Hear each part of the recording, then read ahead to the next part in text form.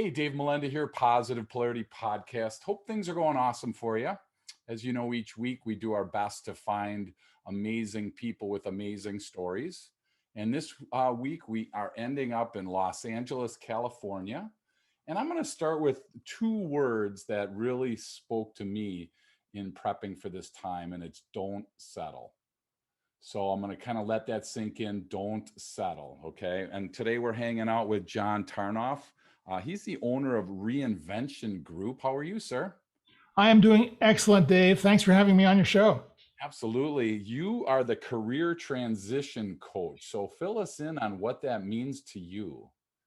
I work with people, mostly mid to late career professionals, top performers, who are going through some form of a career transition, usually one that they did not expect. Whether they lost their job, company said, sorry, we don't want you around here anymore. Or they woke up one morning realizing that they had been in this funk and are looking to up the ante on their role, that they're looking to find something that is more stimulating, more rewarding, or whether they're just looking for a long-term approach to building a sustainable career. Gotcha. And I love that word funk. And if you're listening and that's you, where you're stuck in that funk, that's exactly why we do these shows each week. You know, in this case with John today, we're going to talk about some great ways to get you out of that funk. And I know that in my career, I haven't really been there. I know that there's plenty of days where I wish I was the cart boy at Walmart, you know, as opposed to, you know, CEO or owner of company, whatever. But I think we're talking more, you know, in this case, John, about people that just kind of settle, which is why I love Don't Settle. So yeah, start us off with, you know, for somebody that's listening, that's like, you know, I'm fine. You know, I show up every day. I put my time in, you know, I back my car up into my parking spot because I can't wait to leave. You know, there are a lot of those people in this world. And right. So when you run into those people, John, what's kind of your first encouragement to them, you know, to not feel like they have to settle? Right. Well, privately, I mean, I want to be constructive and positive, and my practice is all about not blaming or putting anyone down. But my concern when I meet someone like that is that they are putting their emphasis on the wrong thing for themselves, and they are fooling themselves into thinking that this approach is sustainable. Okay. And I say that for a number of reasons. Number one is you got to look at the overall economy. Certainly the economy of the last year, sure. Much less the economy of the last 20 years. And you realize that we are in full-scale disruption and have been, ever since, I don't know who it was, Bill Gates, somebody at IBM, someone switched on a personal computer for the first time. And everything's changed, over the last 30 years, 30, 40 years since those early PCs. And we have gone from an analog business to a digital business. And the disruption is, as I say, massive. So that means that change is inevitable. It is coming for you, no matter what you do. And if it has already come for you once, it will come for you again, because that's just the nature of things in this very accelerated world. So that's the first thing I think you got to understand.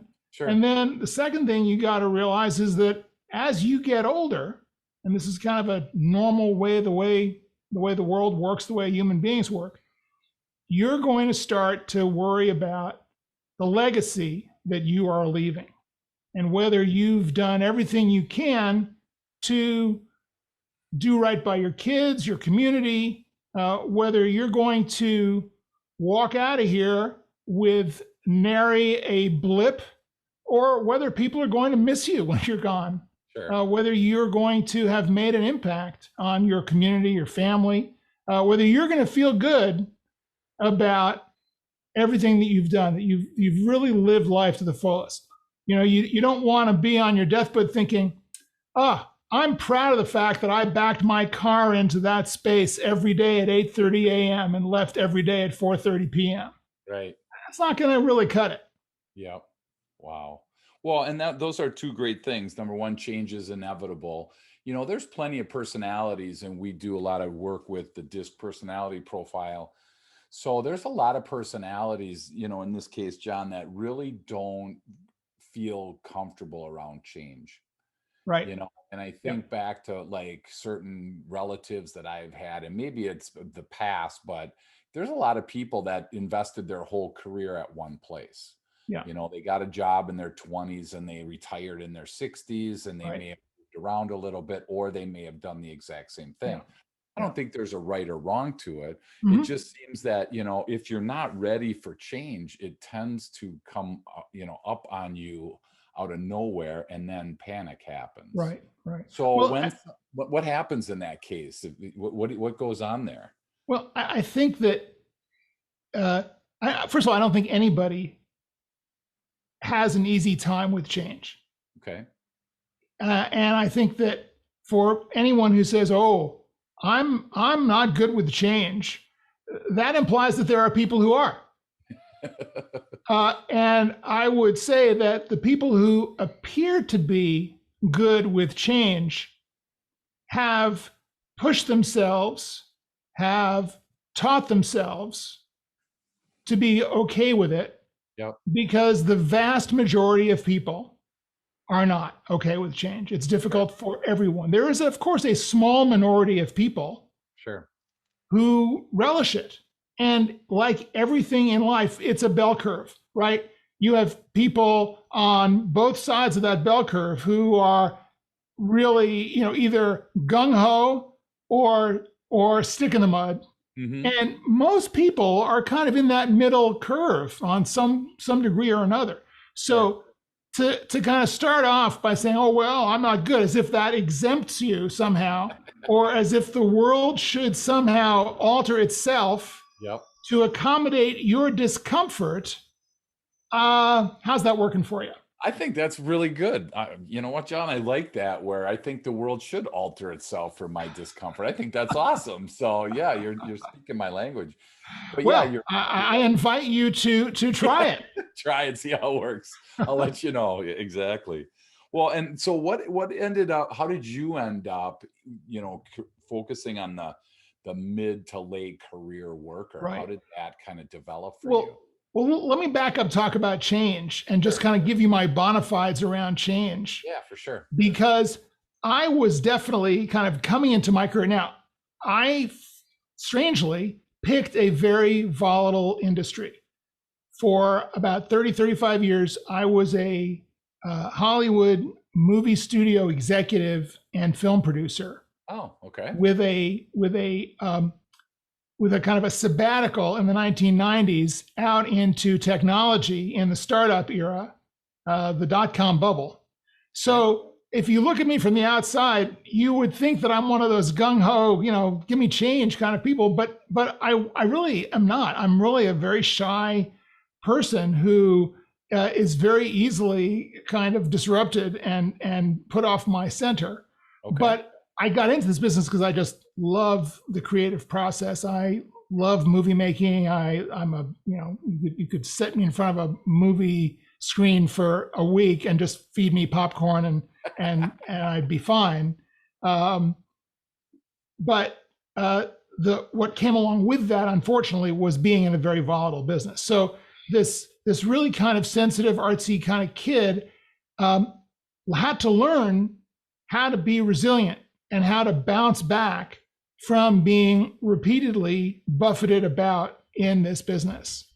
And in doing the math on this, I was asked to do a TEDx talk in 2012 around the theme of transformation.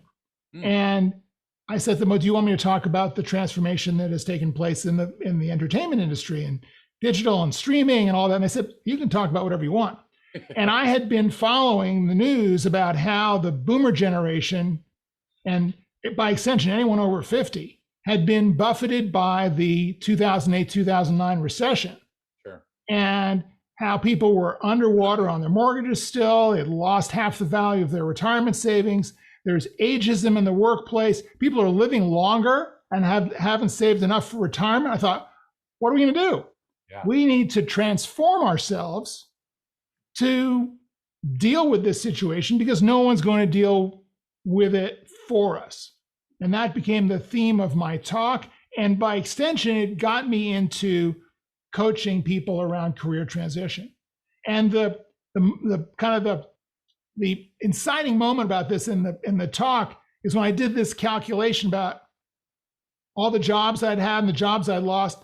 And I realized that out of the 18 jobs that I had over that 35-year period, I've been fired from 7 of them. That means I've been fired 39% of the time in my career. And that got a big laugh because who talks about this, right? Who talks about getting fired as a percentage of your career? You don't want to advertise you don't bring that up in your job interview, John. No, absolutely not. Because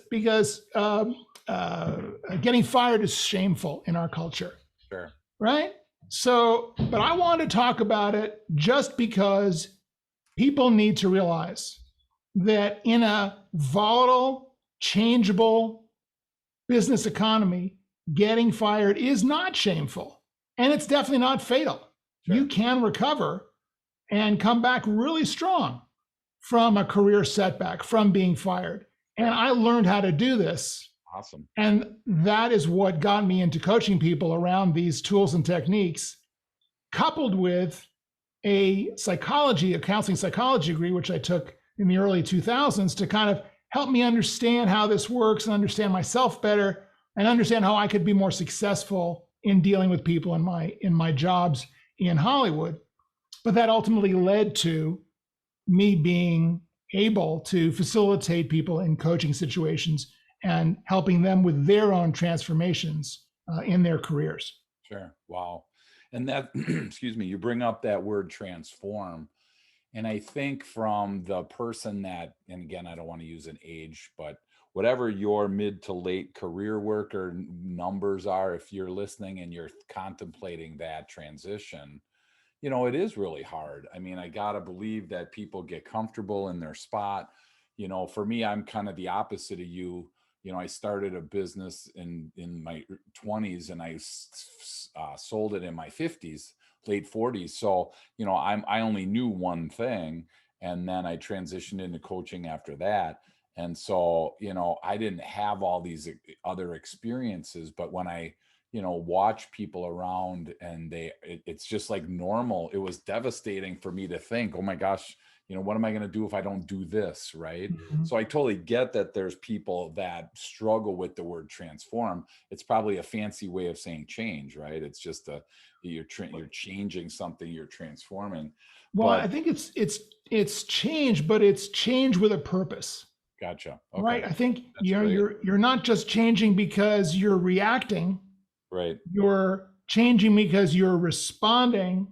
Right. You're kind of saying, okay, here is a force that's coming in, that's pushing me, and how am I going to respond to it? Am I going to let that force push me the way it's directing me to go? Sure. Or am I going to act on that force and navigate and transform that force into something that's going to serve me as well as hopefully serving others that I work with? Wow.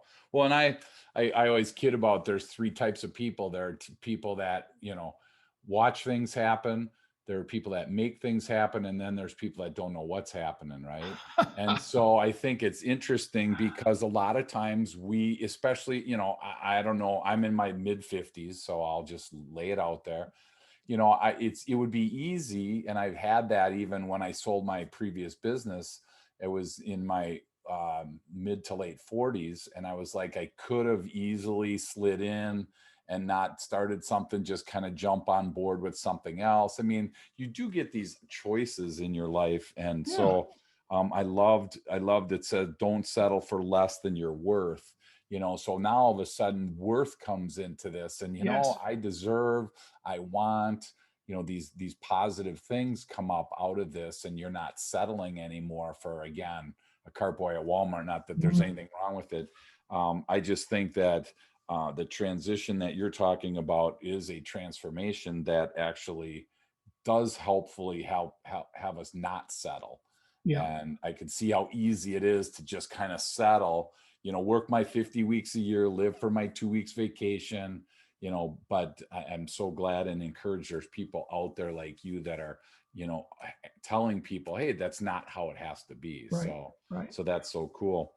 One of the things that I think is really challenging and very sad is to see how the messaging in our culture really diminishes the value of people as they get older. And there is this narrative around older people, and it's been documented. There's a guy named Joe Coughlin who runs a center at MIT on aging. Boston College.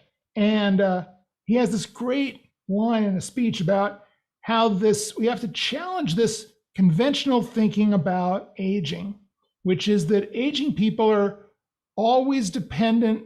They're never generating. They're always asking. They're never giving. And you think about this kind of reflexive storyline around older people, and we talk about caregiving and people who are in need. And absolutely, this is a really important part of our culture. We have people who are getting older, who are in decline, who do need care. But you have to realize that only 4% of people over, I think it's 65, maybe over 70, are actually in nursing home facilities. Sure, gotcha. Right? It's a really small percentage of people. The vast majority of people are aging much more comfortably, much more healthily. And so this narrative around old age is very destructive, and it will cause us to doubt ourselves and to feel defensive about what we can do. And the knee-jerk reaction is, okay, I got to circle the wagons.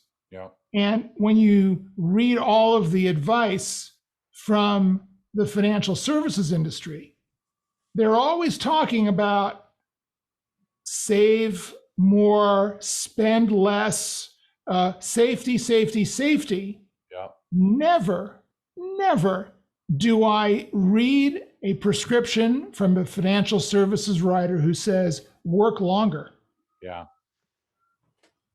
Right? Earn more money.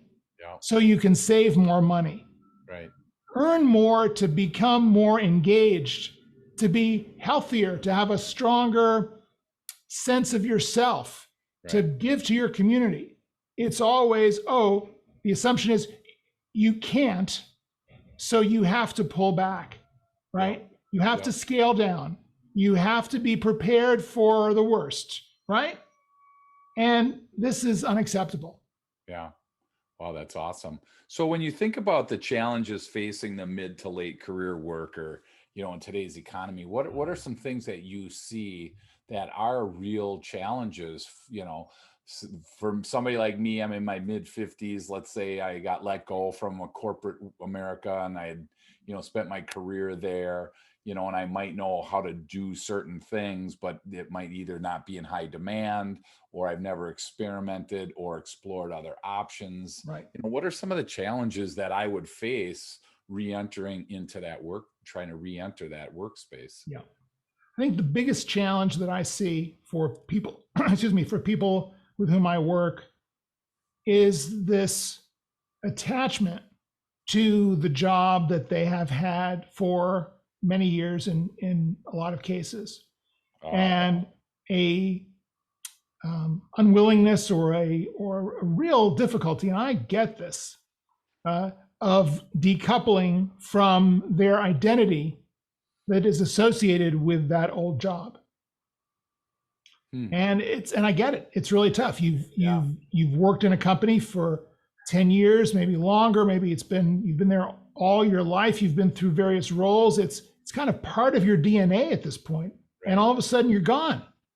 Now, this happens for people who are fired from companies and as well as for people who retire from companies. Sure. And they spend the rest of their lives kind of pining for the job that they had and the role that they had.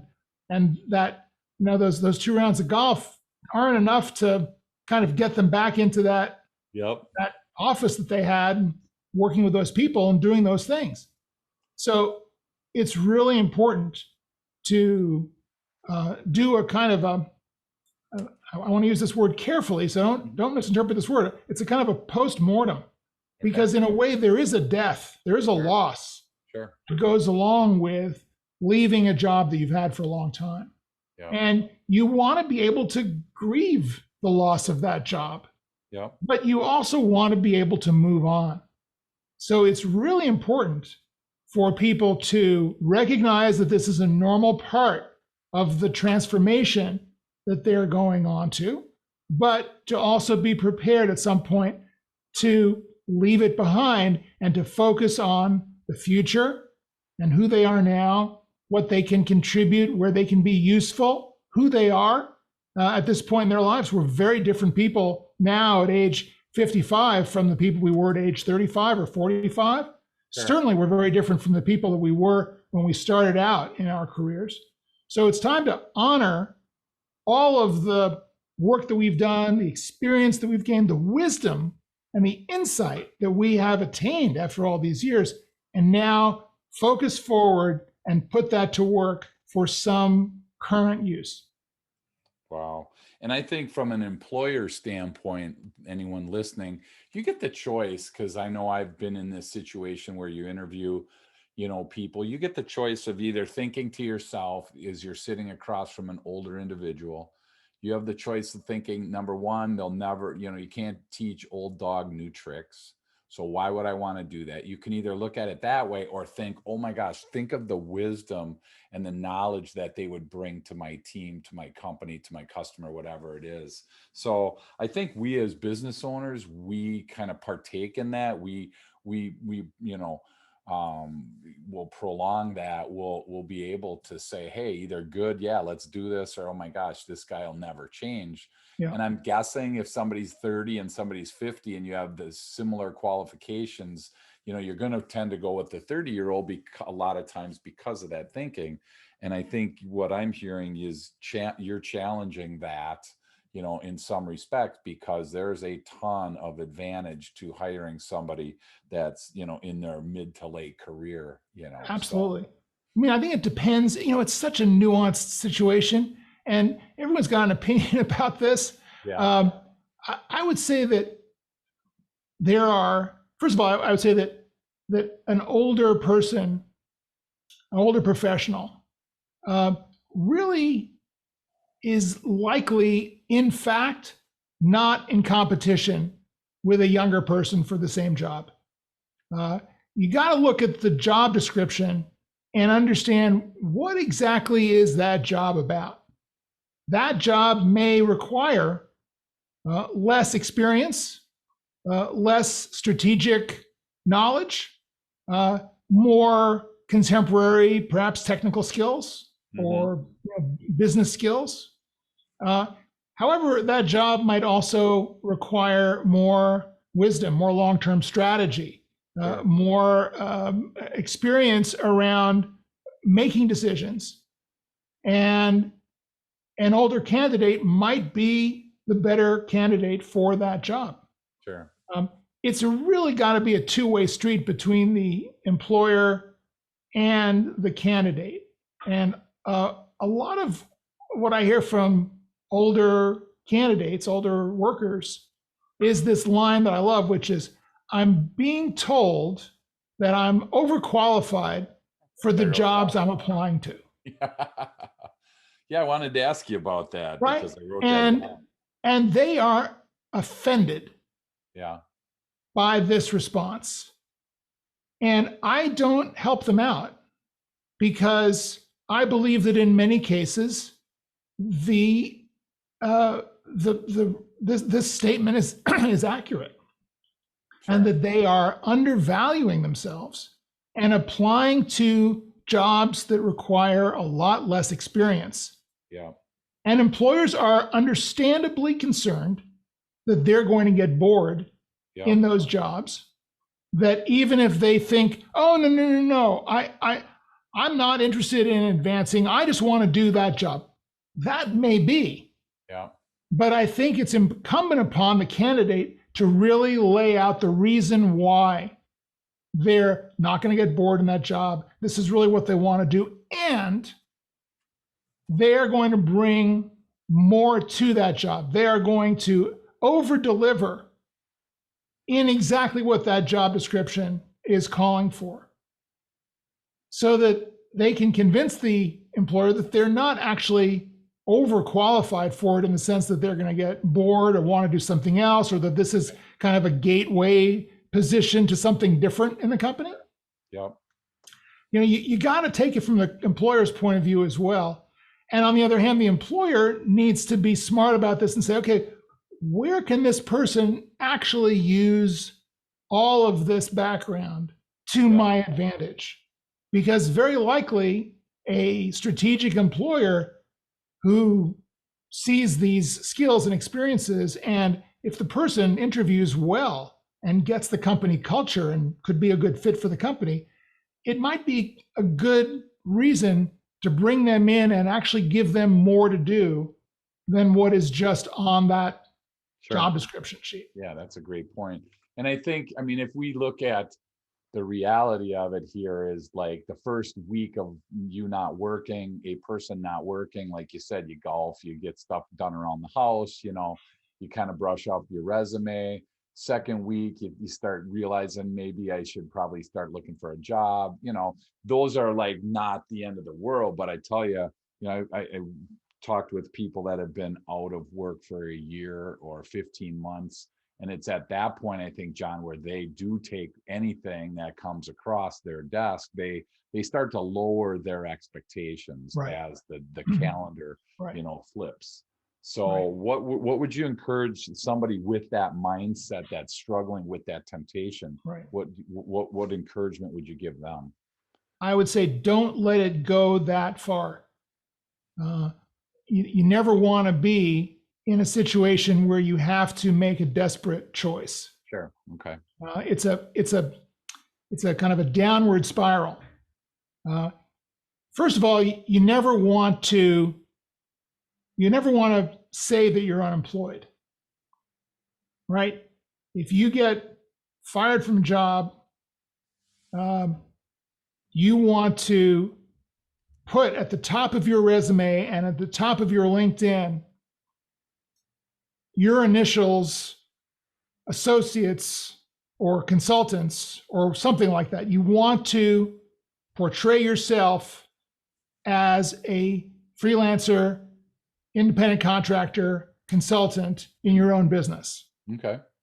And the reason why you want to do this is because you don't want to come off as hat in hand. Oh, please, I'm unemployed.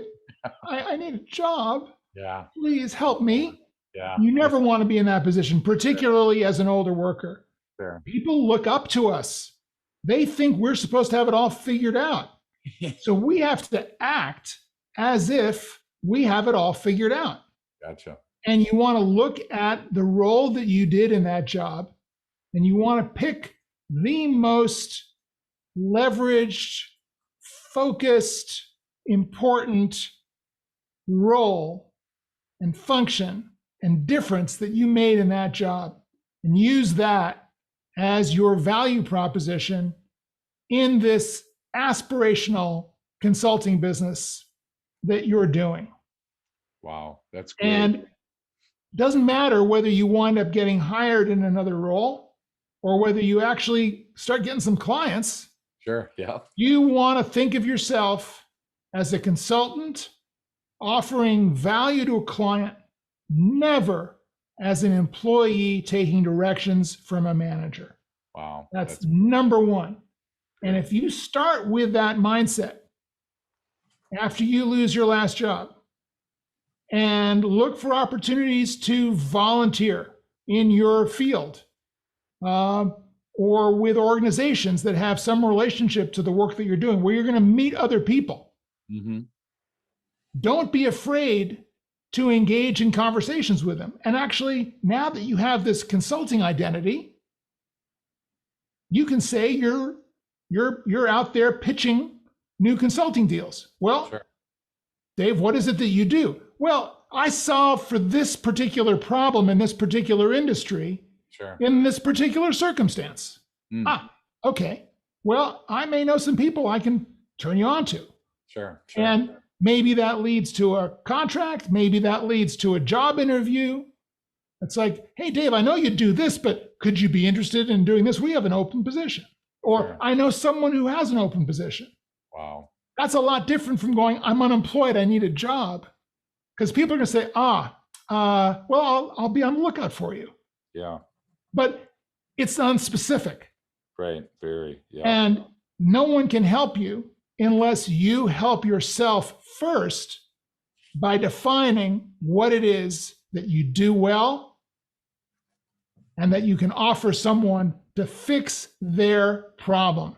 Sure. Wow, that's great. And that's why, I mean, it just reiterates what I said. There are people that make things happen. And that's making something happen. That's we tend to, I've interviewed hundreds of people. I'm sure you've interviewed a ton, John, in your life. And you can tell the person that comes in, that's, like you said, kind of down and out and, oh my gosh, I need this job. And, you have that type of person. And then you have the person that comes to your office, or on Zoom, however you do it, and they are making things happen. And I love that difference. And they're interviewing you. Yes. Right. And that was always what stood out for me. The people who came into the office and they didn't say, I've read the job description. I can do all of that. I really want the job. Ask me a question. They were the ones who came in and said, look, so I see this in the job description. Explain this because I know about this, but is this or is this that? And tell me more about the department. And people who were very proactive, they were looking to find out if the job was a fit for them. Sure. Right? Yeah. I'm interested in someone who has got a sense of critical thinking, who knows what they are about, what they're not about. I welcome that kind of candidate. And I think a lot of really smart managers are going to look for people, particularly in a changing economy. You want someone who is smart, adaptable, who's got an inquiring mind, who's asking questions, right? Yep. Who's going to be great in staff meetings, right? Who's going to be a leader within their department. Yeah. Wow. Yeah. And it's hard to get past the fact that the head trash is what I call it, of all those voices in there. And so that's where I think there's you almost want to spend that first week realigning, your thoughts, realigning your comments, realigning your actions, because, it's that whole, I have to go to work versus I get to go to work kind of mentality. And I got to believe in this case this could demoralize somebody pretty darn quick if their head isn't screwed on tight. Yeah. And, there's a local group in Milwaukee that is all in transition workers, and they meet every Monday, and now they're doing it on Zoom, but there's 50, 60, 70 people sometimes that gets involved, and they do education, they're doing networking. It's a really cool group. That's great. But you can tell, and I spoke at those a few times. And so I can tell the person that's just fresh in there, that's like, I'm not going to be here long. I'm going places. Right. And then there's some people that might be there a little bit longer and they start to kind of lose their momentum. So do people work with you at all stages of that transition, John? Yeah. People have worked with me, everything from, I just lost my job, I need help, to I am in my job and I need to either find a different role within the company or position myself more succinctly so that I can find the next thing. It runs the gamut. Gotcha. So how did that work for you? Because I love unpacking. We talk about the connection of personal growth and business growth.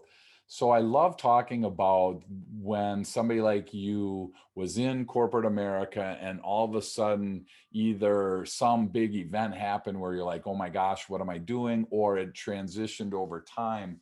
Kind of, can you share, your story on how that transition was so other people can learn about that?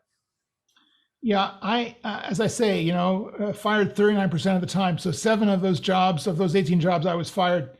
And uh, the first question that people ask me around that is, does it ever get easier?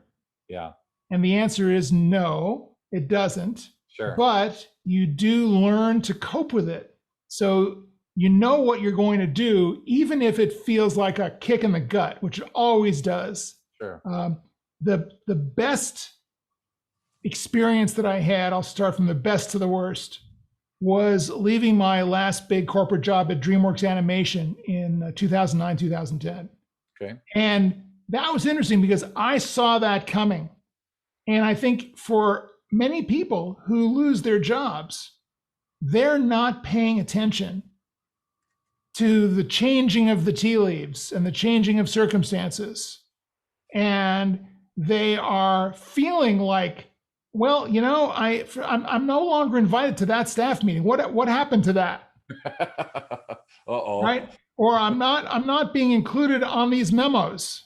Sure. Or people don't seem to rely on my participation in the meetings as much anymore. Something's changing. Yeah. And instead of scratching your head around that or being in denial, you might want to be proactive. And that's what I did at DreamWorks. And I remember I don't mean to kind of go on too long, but the founder of DreamWorks, Jeffrey Katzenberg, who I had known for many years, and he hired me back into the company in 2003. He's a great visionary guy, really tough guy. Mm. And I remember this one senior staff meeting in 2008, right after the recession really hit. And we were all really concerned because of the business model at DreamWorks Animation, which was 2, maybe 3, if we were lucky, really expensive movies every year, and each one of them had to make money, which in Hollywood is a really dicey proposition. 3 so sales the margins, a year, right? right, the margins were being squeezed, and the goal was to develop franchise properties like Shrek, right, like Kung Fu Panda. So we had those 2, and there were others in the works at the time. I won't go into all the details, but I remember this one meeting. And Jeffrey's got a big slide up on the screen, which is all of the TV series and movie sequels and merchandising and all this stuff around all of these characters in these movies. I'm thinking, oh my God, it's kind of like, it's like the factory. And I was working on stuff that was all kind of R&D, new stuff, new training, new people, kind of really exploring all of the ins and outs of creating new IP and working relationships and training between departments. And I thought, this is going to become a different company. So the meeting is over and I'm kind of in a little bit of a daze and we're walking out and Jeffrey turns to me and says, "You okay?" And I go, "Oh yeah, fine." But I thought, well, I'm not so sure. Yeah. So I set up a meeting with the COO who I reported to. And I said to her, "Look, this is a strange meeting. I've never had a meeting like this before, but I said, is there still something for me to do around here?" Wow. And she looked at me and her jaw dropped and she said, "Oh my God," she said, "first, I just want to say, we love you and you've done an amazing job here and no one could have done what you've done except you. But I think you're right. I think there probably is nothing left for you to do here." Oh my gosh. Oh. And I said, "Wow, okay, oof, I guess we have to figure something out." And she said, "Look, why don't you spend a few months and see what else there is and talk to other people and see, where we're going. Let's see if there's a way that you can stick around and find a new role for you." And I did, and there wasn't. And I talked to a lot of people, and everyone was very supportive. But I really wasn't made for the way the company was going into this new direction. And it was a lesson in disruption and change, and things are just moving, and you have to be the right fit. So, we negotiated this exit, and at the end of 2009, I was out of there, and I decided this was the time for me to go off on my own and start consulting, and eventually led to what I'm doing now in the coaching. So that was on the high side. That's like being really proactive. But I will tell you a situation. I hope you don't mind if I'm going on for so long on this. Love it. But complete contrast to that, almost 20 years, 15, 20 years earlier, I was in a low point in my career. I'd been working with a company for a couple of years, a couple of guys who had started a talent management firm, and they asked me to come in. It really wasn't for me, and I kind of struggled, and it was not a good time in my life. And so my contract was up, and I left, and I was kicking around, and I really wanted to find a job. And I kind of got seduced into working for a talent agency.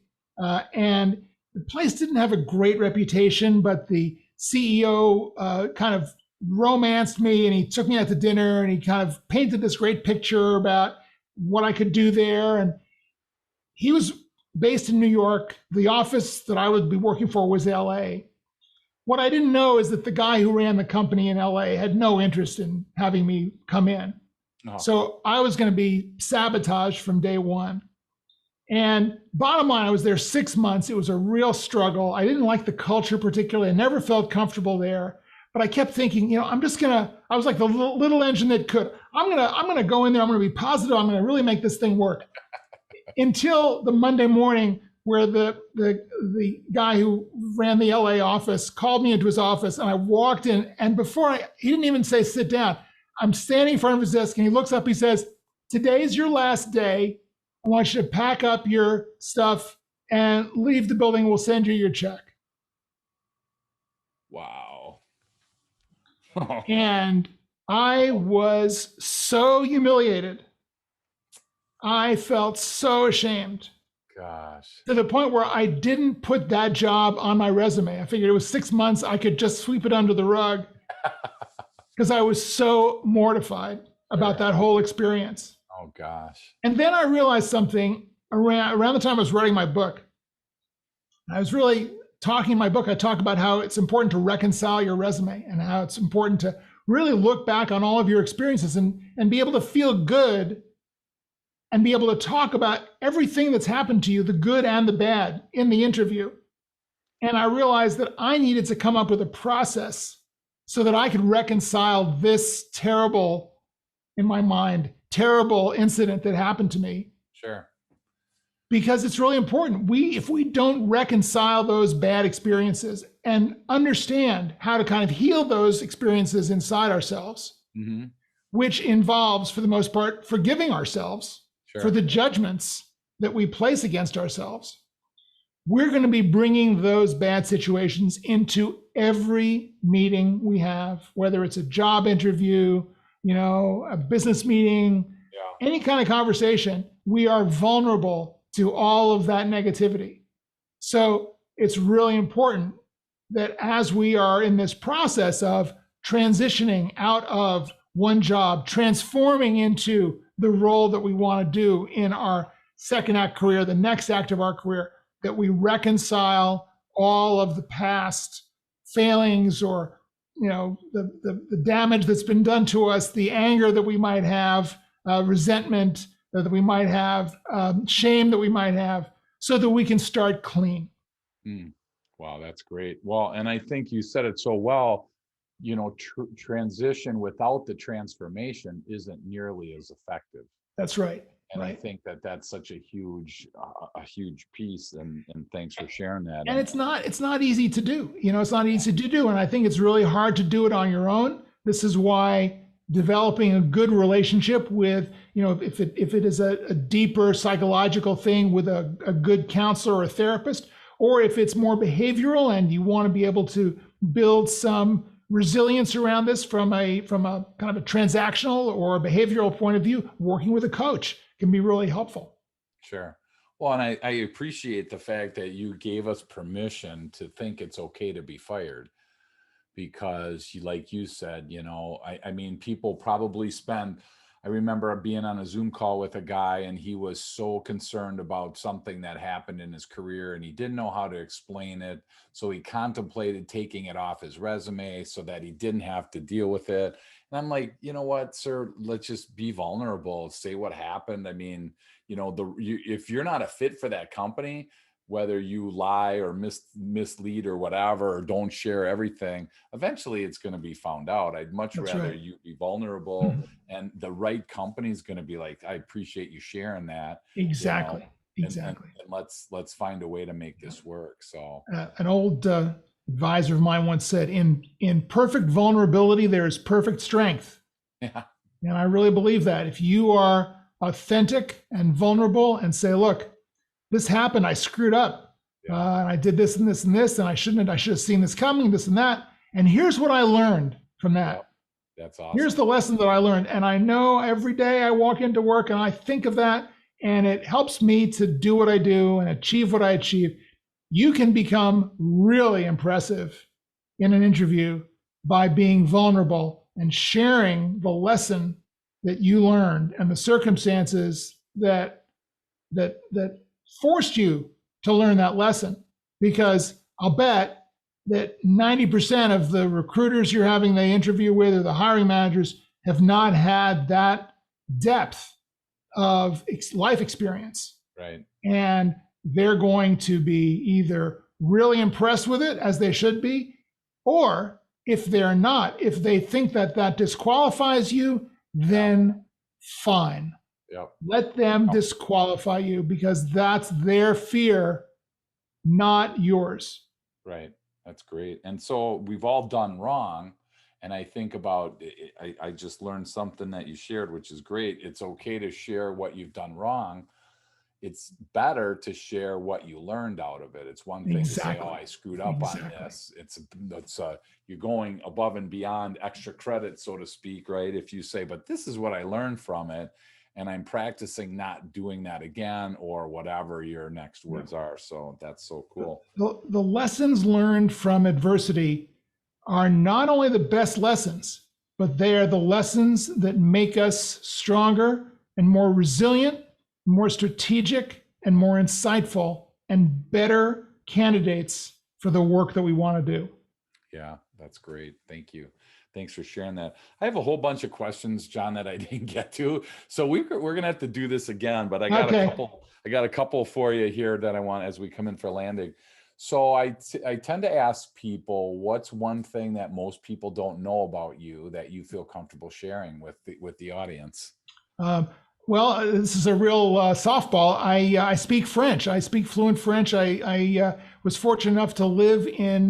That's why the Eiffel Tower. I Oh, lived okay. in France when I was a kid for 4 years and went to a French school, and kind of got thrown into the pond and had to learn the language. So it's something Wow. that I kind of still keep with me. Well, I tell you, as a non-French speaker, I have this awe that I think chicks dig French-speaking men. So congratulations. Yeah. Yeah, exactly. Yep. I won't say nothing. Sorry, don't listen. Your wife's not listening, so you're Yeah. Yeah. safe. No. No. No. It's been a long time, That's but yeah. awesome. Cool. So, if people want to learn more about you, want to learn more about how you can help, want to get a copy of your book, what's the best way, John, for people to reach out to you? Sure. The best way to do this is to just go to my website, which is johntarnoff.com, JOHNTARNOFF as in Frank.com. And you can get a free career planning guide that takes some of my three top suggestions. And you can find that at the following URL, which is go.johntarnoff.com/3 steps, the number 3 steps. So that's go.johntarnoff.com/3 steps, 3 STEPS. And that'll kind of get you that planning guide. You get a sense of what the methodology is. You can connect with me on LinkedIn. If you just put John Tarnoff into Google, a lot of stuff will come up. The TEDx talk will come up. And if you're interested, and I'm flattered if you do, you'll get to learn pretty much everything you need to know about me. Awesome. And I saw on your website that you can click for a free 30-minute Zoom call. Yes, absolutely. If you are serious about taking the next step, I would be pleased to talk to you and give you some pointers about what you can do. And if you're interested in working with me, we can talk about that. Awesome. That is johntarnoff.com/strategy. Oof. I love that word strategy. You've used that a few times. So hopefully if you're listening, this helped you with your strategy, whether you are in transition or you're thinking about being in transition, or you are just maybe one of those people that are settling for maybe something less, and you keep lifting your head up every once in a while and going, there looks like there's something else out there, and fear might say, hey, get back to work. So I hope that this time has helped you. I hope that you'll, invest some time with John, because, we don't get another chance at this. And, I hate seeing people settling in their job. I hate people that say they're unhappy with their, with where they are, but yet they don't do anything. So, people like me, people like John, we encourage you to at least look around what's out there. It's not that you have to do anything. It's just that at least you're making an educated and informed decision. So It's thank you never so too late. much. Yeah, exactly. I appreciate it, John. Any last comment that you want to share before we call it a day? No, it's been great, Dave. Thank you so much for having me on. I hope I've been of value to your listeners. Absolutely. Looking forward to learning more. I'm going to get you back because, man, like I said, I got questions I didn't even Oh, ask yet. So sounds good. we're going to have to do Bring it it again. on. So, and maybe I'll even learn a French word or two just to kind of We'll do a little French lesson. Exactly. That would be kind of fun. So thank you so much, and look forward to hearing more and learning more about that work that you're doing. And again, if you're listening, I just encourage you, to kind of jump outside your comfort zone. I know that it's scary. The cool part is a call, an email, a Zoom call with John, and you've just heard him, how approachable he is and how easy he is to talk to. So please avail yourself. He's making himself available to you. I just don't want you to listen and go back to what you were doing without at least checking in with yourself and doing that inventory to make sure that you are exactly where you're supposed to be. And the same two words that we started with, I'm going to end with, and don't settle. Okay. Thanks again, John. And we'll be in touch shortly. Thanks. Bye.